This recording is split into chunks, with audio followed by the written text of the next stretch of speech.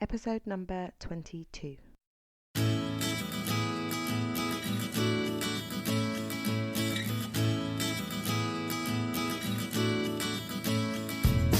You are listening to the More Than a Lawyer podcast with your host, Janine Esbrand.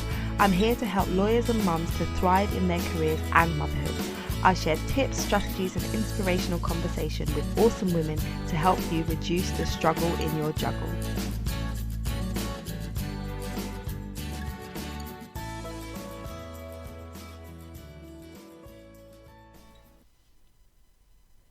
Before we get into today's episode, I want to share with you some information about a tool that I absolutely love, Audible.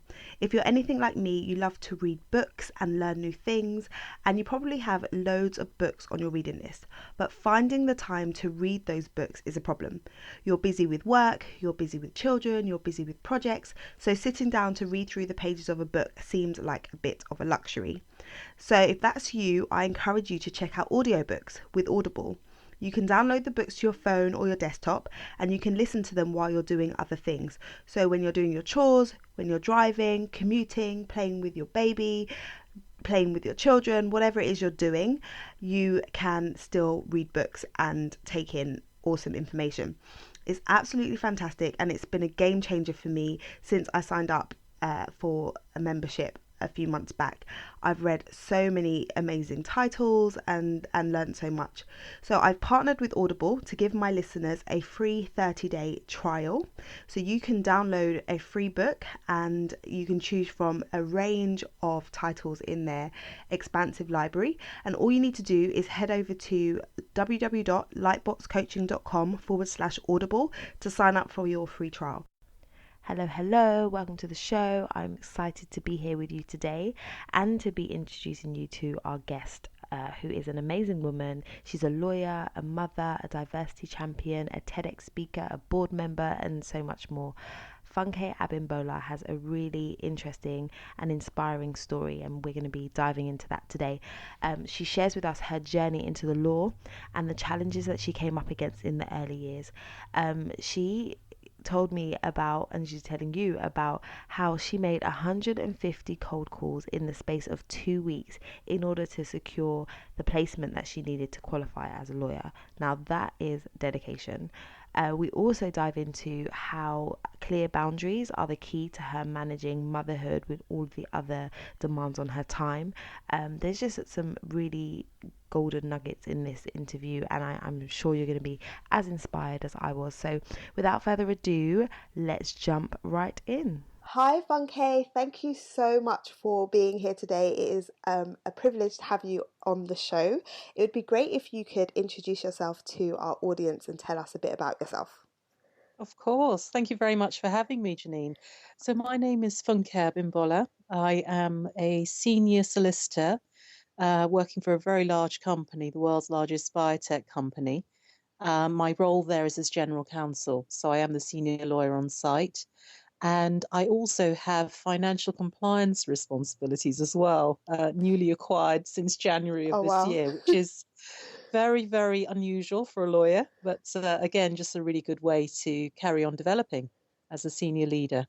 Awesome.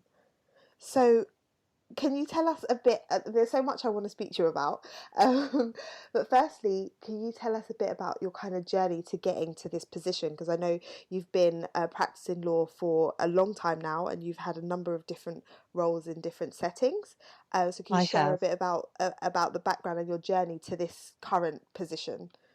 Definitely. So, I mean, doing law at all was a real break from family tradition because my family are all doctors. I come from a very aspirational, high-achieving Nigerian, middle-class Nigerian background. So my father was a doctor, mother, three younger siblings are all medics, all doctors, and I'm the eldest. So my father assumed that, not unreasonably, that I would follow that route. So it was a bit of a shock to him when I announced that I didn't want to become a doctor. I had to really, really put my case to him because he was funding school fees as a privately funded school fees and all sorts of expenses. So I really had to convince him. But in the end, he agreed for me to do to go on to do law as an overseas student, so it cost him a lot of money to educate me here. And I then went back to Nigeria for what I thought was going to be a summer break after graduation.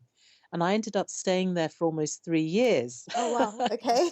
That's a long Completely break. unplanned. A mixture of family. Things were changing in the family. Finances were a lot tighter. We had to prioritize my younger siblings basically for their education. So I ended up doing the Nigerian bar when I was in Hmm. Nigeria, but always with a view to coming back to the UK. I'd been in the UK since I was 8. So this was very much my home, and my friends were here and everything. I came back to the UK. I did the transfer test, Okay. and because of some of the experience I'd gained in Nigeria, I was able to reduce my training contract down from 2 years to just 6 months, which at the time was a major, major coup. Because if you think it's hard to find training contracts now, going back almost 20 years, it was even tougher. It was the tail end of a recession, and there just weren't many training opportunities. So I had every reason to think I was well ahead of the game and that I Mm. only needed to find 6 months' experience. And the biggest shock of my life was realizing just how hard it was to find the 6 months. And it was the Wow. first time I had experienced discrimination, blatant discrimination because of my name. Nothing Wow. else added up. I couldn't think of any other reason why. With the right academics, I've been to a Russell Group university, I got really good grades. Why was it? And I realized it was because of my name. Because I was so desperate to qualify, I had this cold calling campaign. So I wanted to become a corporate lawyer. Yeah. And a recruiter had the audacity to say to me that Black women didn't do corporate law. He Oh, said it was too come on. competitive, and and I was very upset, but ultimately very, very angry. And to prove him wrong, I cold called the top 100 corporate law firms in the UK and spoke to the senior partners at every single firm directly. And I managed to get interviews that way, basically. I had this sales pitch about myself, what I had to offer, etc. And I managed to get several interviews and the 6 months experience that I needed that way. That is So it was amazing. interesting. I love it. It's just so many people could have taken that as a knock and just Mm, say, well, I can't really break in because they're not accepting me. But the fact that you was like, no, I'm not gonna take that. I'm good enough to be doing this, and then coming up with that strategy and the dedication that it would take to make so many calls and go through rejection after rejection to then yeah, get to the yeah, place where you're actually accepted is it shows that if you put your mind to something you can absolutely achieve it. definitely. I mean, it was 150 phone calls and over a 2 week period Wow. because I covered in-house legal teams as well. Hmm. But I landed on my feet. After all that effort, I got a role within a large public company, very well-known public company, fully listed. So, it was fantastic experience. And they kept me on after the 6 months. So I was with them for almost a year. Awesome. And then I moved on to a corporate finance niche practice in central London, and then another central London firm, a medium-sized practice. And then I had my son. Oh, amazing. So you just need that one person to open the first door and then things can just start from Absolutely. there. And I'm still in touch with the lady who gave me the first job. We still catch up regularly because I owe her so much. She Yeah. gave me a chance, basically. I say to people all the time that you can make such an impact on other people. One person can make such an impact. I remember for Mhm. me, when I was applying for training contracts, I was finding it extremely difficult to get to the interview stage, and I had done so many applications, and I had a really good bank of experience. I just wasn't understanding why I wasn't getting to the next stage. And a friend of mine introduced me to somebody who was also, I knew of her, but I didn't realize she was a lawyer as well. And she looked at my application form for me and she basically tore it to shreds and said, "You're just not doing this right. You're just not selling yourself. This is rubbish." And it was hard to take, but I took on board her comments and I rewrote it. And then I ended up getting 3 interviews after that. So it Wow. was the fact that she took the time to go through it line by line and sent me a full on document with track changes all over it to show me where I was going wrong. But without her doing that, I wouldn't have known. Nobody was Mm. there to guide me. So um, similar to you, I'm always grateful to her for taking that time out and investing that time and energy into to me and the opportunity. Mm. So, but yeah, you mentioned that that after that you then went on to have your son. So, talk to me a bit about that transition because there's a lot of listeners who are either transitioning into motherhood or they're at the beginning Mm. stages of juggling their legal career with motherhood. How did you Sure. find that practicing as a corporate lawyer and raising your son? Well, that was the second wake up call. So the first one was having the sort of racial discrimination really at entry level. Yeah. And the second wake up call was realizing the cost, of your career, really, in terms of having maternity leave for a year. I mean, I was completely naive. I was married at the time. I was 28. I thought everyone surely is having children at this Hmm. point in their life. It never crossed my mind that people would plan where they'd have their children, or friends of mine were waiting till they became partner and then they'd have their families. So I ended up being the only junior assistant solicitor with a baby at the firm because Right. everyone else was waiting, and all the other mothers were much older than I was. Their children were at university, they were already partners of many years standing. So it was a real shock. I came back after a 4 years maternity leave. I'd effectively lost a year's PQE, even though on the roll I still had a year. I Yeah. came back to my peers. Of course, they'd gained a year's more experience than I had, and it was horrendous. The firm wasn't ready to support me in the way that they should have been. They'd never had someone returning to work in that way. I was the first asked to work flexibly in those circumstances in the How history of the firm. how was that received? I wanted to ask you about that because flexible working now is a much bigger topic and people are it's Mm-hmm. at the forefront and firms are seeing that they need to try and accommodate. But I guess at that time for you that wasn't the case. So how did they It wasn't at all. I mean, the respond? law had only just changed to allow you to give you the right to ask. So Right. literally, the law had only just changed. That gives you an idea of how long ago we're talking about. Um, so I was the first person to ask under this new legislation. And what I very quickly realized was it was impossible to make it work Mm, because, firstly, I was working in central London doing very large deals, transactional, cross border, etc. yeah. And it just wasn't going to work. The long hours culture, corporate life in central London is very, very different to when you're in the regions. Yes. But I did almost give up on my career at that stage. I did think this is too difficult. And I was always rushing around. I found that I was rushing to get my son to nursery, rushing to get into the office early, rushing to leave by 5 to then pick him up on time, panicking if the tube was delayed, or, Yeah. because the nursery would start charging horrendous penalties. After a certain time, it was £10 for every minute that you were Oh wow. late. I got an au pair in the end because I realized we needed the live-in help. But even that didn't really, really help because, of course, I'd get home from work in the evenings and I'd want to take over then. I'd Yeah. want to give my son his bath and everything. But I was just constantly tired. And I realized that if I didn't change the sort of practice I work for, I was actually going to give up law altogether. Yes.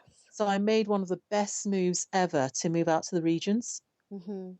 I moved to a regional firm in the northern home counties and actually moved out of London altogether to Hertfordshire. And it was by far the best move I could have made. I was able to drive to work, there was no traffic. It was easy to, I had more energy for my son because Yes. I wasn't doing such long hours, the hours more regular. The clients were more SME type clients rather than large corporate organizations. So they also had families they wanted to get back home to. It was a very, very different culture. Yeah. Um, that was a good move. But I suppose looking back now, what I was doing was my career plateaued for a while because I made the conscious decision to prioritize family life and Yes. to just keep my career going. It was great experience in the regional firm, but it wasn't the high flying, central London uh, Yeah. practice I'd had before, but it was a conscious decision. I didn't want to miss out on those years with my son. Yeah, and that's something that I talk to people about all the time because um, a lot of lawyers say, well, you know, you can't have it all, and I think you can, but it's at different stages. So Exactly. there is a period where you will want to prioritize family life, and you will want to make sure that you're there in the early years for your children before they go to school, and then there will come a time where they're a bit older, and then you can ramp it up again with your career, but you don't have to walk away from it completely. There's a way that, like as you've described, where you can figure out how to do both well, but it might just look very different from how life looked before you had your child. Definitely, and having good quality childcare as well. That's the key. I mean, I've always worked full time. I've always worked Monday to Friday, 5 days a week. I've Mm, never had 4 or 5 days because I chose to do corporate law. And because of that, it was very difficult to do 3 days or yes, 2 days at home or whatever.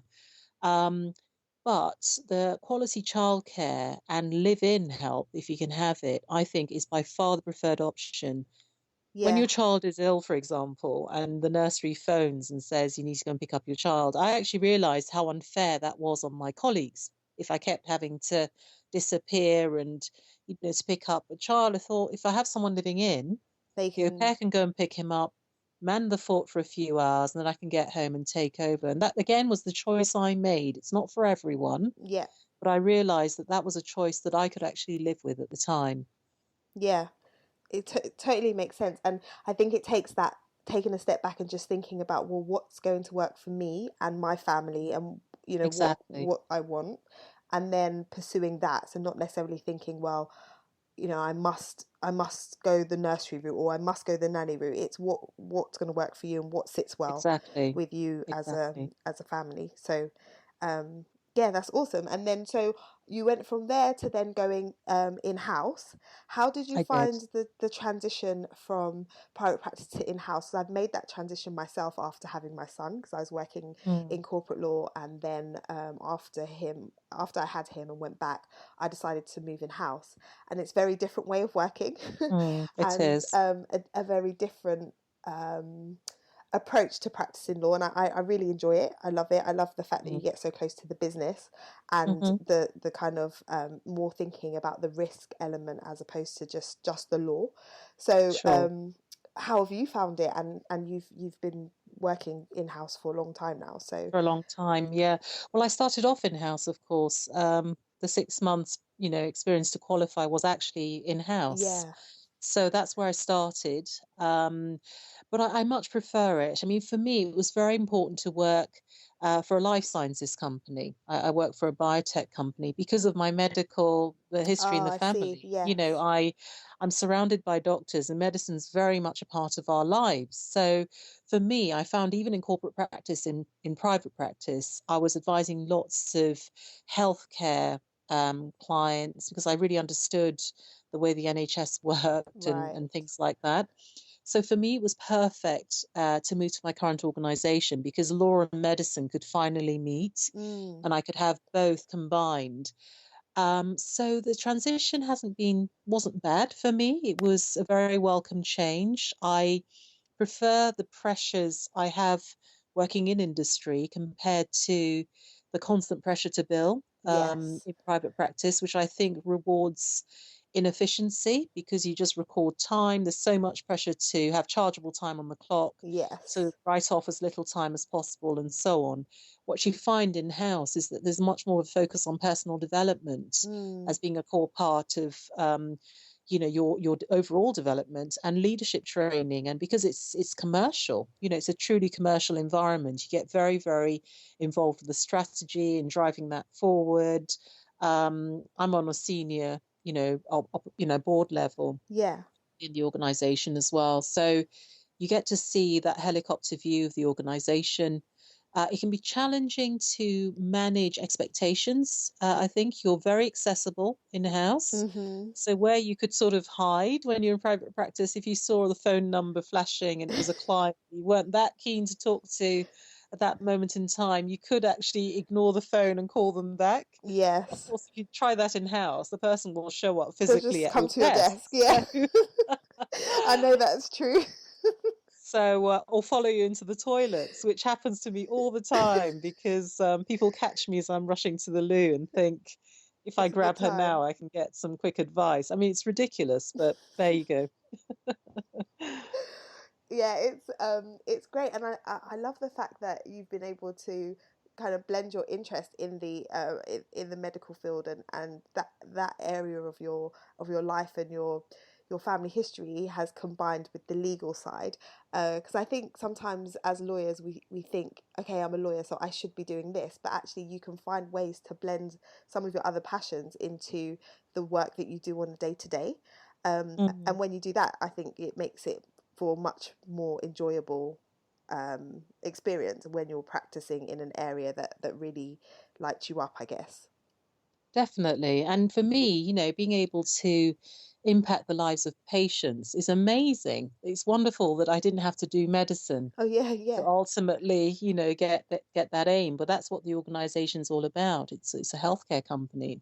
It's all about enhancing patient care, and it's incredible the work we do. Really, really awesome. yeah. I've seen some of the I have been on the website and I have had a look, and it definitely is I like the ethos of the company and what it stands for. So that's awesome. Um, I know that you do so much. So in addition to your practicing in house and leading up the team and then being a mum, you also do a lot of work championing diversity and I in do. schools and stuff. So, Yeah. as someone who has so much on her plate, how do you manage it? How do you juggle it? And Mm, what advice could you give to others who want to do a lot with their career and mm, want to give mm. back and want to contribute to the community? It'd be great to hear about kind of the Sure. strategies that you implement. Yeah. I mean, the first thing is to have a very, very clear why. Why are you doing it? It Hmm. is so important to be doing it with the right motives, to be really passionate about what you do, because you're far more likely to find the energy that you need sometimes to actually add this to your already very, very busy life. So your why is really, really important. And for me, it really is my calling. I mean, I believe very strongly in leveling the playing field. I do work around race, gender, and also social mobility, Hmm. almost exclusively within the legal profession. But of course, it has a ripple effect with corporates and so on. Yes. So starting with your why is important. Having said that, being very, very clear with your boundaries. So, for example, at any given time, I'll have about 20 people that I'm mentoring. Oh wow. So I've got 20 mentees, but I'm very careful to have mentees at different stages in their development, because the more junior you are, the more support you'll need. You Right. need a lot more confidence building and coaching and so on. So I have a number of school kids that I mentor, and a couple of newly qualified solicitors and one trainee, but I'll never have more than maybe five or six early stage mentees, Right. because if I had 20 of them, I mean, that would be really, really hard So. going. Mm, So I do things like that, make sure that I balance that. Because I don't actually live in London, and a lot of this activity is actually in London. I'm in Parliament, Law Society, and all these institutions are actually in London. It takes quite a while for me to get to London from where I live. mm, So I limit myself to just one event a week that involves a trip into London, which forces me to prioritize which event is going to have most impact. So yes. next week, for example, on Thursday, I've been invited to three events just on Thursday night. And I've chosen one because at this point in time, that is the one that's going to have the biggest impact. I love that. I am very careful with weekends. It is almost unheard of for me to have a speaking engagement or any kind of diversity related event on a weekend. I probably only go to two or three things a year on the weekends. Weekends are for my son, family, downtime, time for me. It's very important to have that downtime. When I go on holiday, I don't check my emails, but I'm contactable. So what I say to my team is Text me if you need my help, but I won't be checking the emails. Call me if it's an emergency. So that way I'm not constantly checking the emails and thinking, oh, I should just have a look at this, check Yeah. this, draft that. But they do know I'm there if they need to, and they will call. They have called a couple of times. So that's far better than having the constant reading of emails, which means you just don't really switch off when you're on holiday. Um, but having said all of that, there are certain months that are very busy, like March is International Women's Month. Hmm. So the one event a week rule, I know in March is just not going to work. I mean, in March I had about, I think, 10 or 11 events, all of which, I mean, one of them was going to Downing Street, so I couldn't turn that down. Wow. One of them was meeting Liz Truss and interviewing her, etc. So there were things that I had to really dig deep and find the energy. March was utterly exhausting, but I knew that April would then be a very quiet month, and I was going on holiday in April, and I always plan it that way, knowing that March is incredibly busy. Yes. Likewise, October's very busy because it's Black History Month. So I've already been booked for 5 events in October, and I know there'll be more as we get closer to October. So I'm always very careful to have a quiet September and a quiet November because I know October is going to be really, really busy. There's going to be lots of things going on. So I'm very conscious of trying to get the balance right. I have a lot of mindfulness, meditation type stuff as well, just to get my mind in a balanced state of frame of mind, really. Mm. I switch off completely from work. It's very rare for me to be working, in the evenings. I'd rather wake up early to work than Yes. in the evenings because I can't sleep if, I've been looking at files, whatever, just before bed. But working early in the morning, sometimes before going to the office, actually really works for me. So that's what works for me. It's having very clear rules, very clear boundaries, and being aware that because I volunteer my time, some people will take that for granted. Mm. I don't charge for any of my time. I've never charged for any of my engagements. And increasingly, there are people who do think, it's freely available and therefore you should always be able to go to their events. So it's also learning to say no without offending people Yeah. and just saying, I actually cannot do that. For me to do this means I can't see my son, or, there's some sacrifice. There's always something else you could be doing in the evening, right? Than traveling into Yeah, London. absolutely. Um, but because I'm so passionate about it, and that's why I say your why is so important, it really energizes me. I'm speaking to 800 school children on Thursday morning. I cannot wait. It's just, um, I just love it. I love looking at their faces, seeing that light bulb moment, knowing that I've said something that's really resonated with them, hearing the feedback afterwards. It's wonderful. It energizes me actually. So I'm very passionate about it. Yeah, I can totally relate. When I work with um, clients one on one, so I do coaching with lawyers, and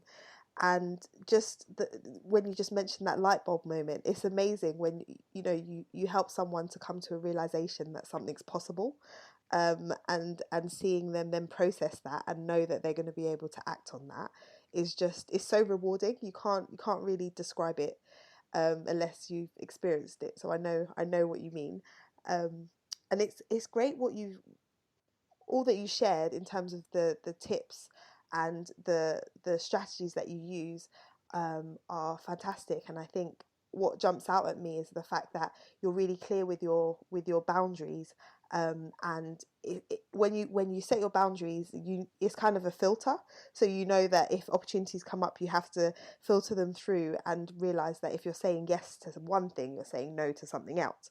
So Exactly. just being clear on what's the most important thing at that given moment, and then yeah, being able to say no is definitely um I think it's definitely a skill that needs to be developed, and you get used to being able to Definitely. do that. But I also like the fact that you kind of have an overview of your year and you know when it's going to be busy, and so Mm, you can make sure that you're planning accordingly instead of just going with the flow and allowing things to just take over. It mm. sounds like you're just really intentional about things, which is definitely how people need to approach it. It is very much about forward planning. And the other thing is my son is older now, and from the age of 9 started coming with me to the events. Oh, So awesome. he started networking. He's one of his best friends is a senior partner in the city. I mean, it's one of the most surreal relationships I've ever seen in my life. But 50-year-old guy, my son, best buddies. They get on like a house on How old is your fire. son? He's 14. Oh, bless. That's so sweet. It's just and they met when my son was 9, and it's wonderful to see. It really is wonderful. So he's been to with me to Parliament, for example. He's been to several speaking events. It's actually his school that I'm speaking at on Thursday morning as well. So I involve him as much as I can now because he's at an age where he can really, really appreciate it. And Yes. it's been great for him as well, for his Yeah, confidence, of course. networking. He knows how to work a room, he's Yeah, very, at very his good at age, that's networking. amazing. And it's so nice because Wonderful. it's something that you're so passionate about and you enjoy, but then it's also something that you get to share together. And so look, Mm. when he's older and looking back on experiences, it's going to be lovely to be able to say, I did this with my mum and we used to do these things together. So I love that.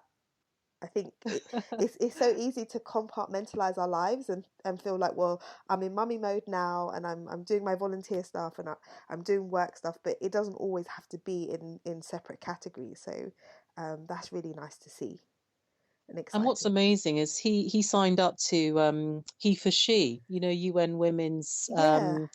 yeah, he actually signed up to that because he realized that the girls needed support with their confidence. Wow. And he thought, what can I do to, and he was already actually convincing boosting them up, I guess, purely in terms of the confidence, because he could see they were very, very capable, but they just lacked confidence. Whereas the boys were actually probably not as capable as the girls. And there's lots of data that confirms at school that girls are actually academically more capable, but they lack confidence. So the boys Yes. take more risks. They'll put their hand up in class. They don't care if it's the right answer. They'll just give it a go. Whereas the girls will not put their hand up unless they're sure it's the right answer. So Yes. he started supporting the girls, saying, just put your hand up. Even if it's the wrong answer, what's the worst that can happen? Yeah. And that came because of the influence I'd had on his life. He feels very passionately about women's rights, and there Oh, are boys he bless. doesn't hang out with at school because they disrespect the girls. It's wonderful to see. So that gives me a lot of joy as well. Yeah, so he's basically a lovely young man. And yeah, you've done a great job, it sounds like, with him, which is awesome. Thank you. He Um, has his moments. yeah, I'm sure as a teenager. Okay, so it's been, I've learnt so much from you just from having this chat, and I'm sure everyone else has. One thing I like to ask guests on the show is just about whether or not there's a quote or a mantra or something that they've read or heard that has stuck with them and that they like to kind of either live by or share with others. Mm. Is there anything you can think of that comes to mind? Sure. I mean, there's several, but the one that I really, really like is if you don't stand up for something, you'll fall for anything. Yes. I think it's all about really knowing what you stand for, because if you don't, you can just end up sort of going with the flow and not really knowing what your purpose is in life. Again, it goes back to understanding your why. So I Hmm. often say to people, what are you actually standing for? Because if you don't know that, you'll fall for absolutely anything that's going. Yeah, that is such good advice. Such good advice. And in terms of knowing your why, there's a TED talk by Simon Sinek, which you might have. Yes, Yeah, yes. so I love that TED talk. And so when you talk about finding your why, I think if people are thinking about how do I figure that out, that TED talk's a great inspiration. So I advise people to check that out. But if anyone wants to kind of learn more about the work that you're doing and perhaps connect with you, where would be a good place to do that? I think you have a Sure. website, right? I do have a website which is funkedabimbola.com. So it's just my name basically. Yeah. I'm on Twitter, so Twitter is probably the best way to find out which events I'm speaking at. Okay. And my Twitter handle is at diversitychamp1. Hmm. I'm also on LinkedIn. So LinkedIn is a very, very good way to keep in touch with me. And Yeah. that's just Funked Abimbola. It's very obvious it's me. There's pictures that look like me, so it helps. You need a picture on LinkedIn, and you definitely That have a nice actually one. looks like you as Yeah, well. exactly. There are pictures that look like me. Uh, but yes, I'm very active on social media. So that's a very good way to find out where I'm speaking at next or generally what I'm doing. Great. So I'm going to put the links to that in the show notes, which will appear on my website. So if Great. anyone's listening, they just want to go and click, they can do that. But I just want to say thank you so much. It's been great speaking to you, learning more about your journey, and yeah, I wish you all the best with everything that you're doing in the coming months. Thank you very much, Janine. Thank you. Thank you. It was truly a pleasure to speak to Funke. It's amazing what determination, dedication, and intention can do. I really like the fact that her son is so involved in her work, and that him being involved from a really young age has benefited him and her and their relationship. It's just a great example of making it work and how your work as a lawyer can definitely integrate with your family life. And if you are intentional about it and you set yourself clear boundaries, you can absolutely make it work and have a lifestyle that you enjoy. But if you are thinking, I have no idea how she manages all of those things, and you are struggling with balancing work and family life right now, why not sign up to my free resource library for female lawyers, which includes resources to support you in your journey as a working parent. So head over to lightboxcoaching.com/resource library and sign up. It's a work in progress. There's some resources in there already, and I will be adding to them on a regular basis. It would be great to connect with you in the Being More Than a Lawyer Facebook group. It's a safe space for lawyers to come together, connect, and share and support one another on this journey called life. So head over to lightboxcoaching.com/Facebook, and then you can get the link to the group. That's it for today, ladies. I look forward to connecting with you again next week. And don't forget, if you are enjoying the show, if you are liking the topics that we're talking about, please do leave a rating and review in iTunes so that more women just like you can find the show, and also share it with your friends. Tell people about the podcast so that we can spread the word and the Being More Than a Lawyer movement can spread far and wide. It is great to speak to you once again, and I will be back next week. Bye.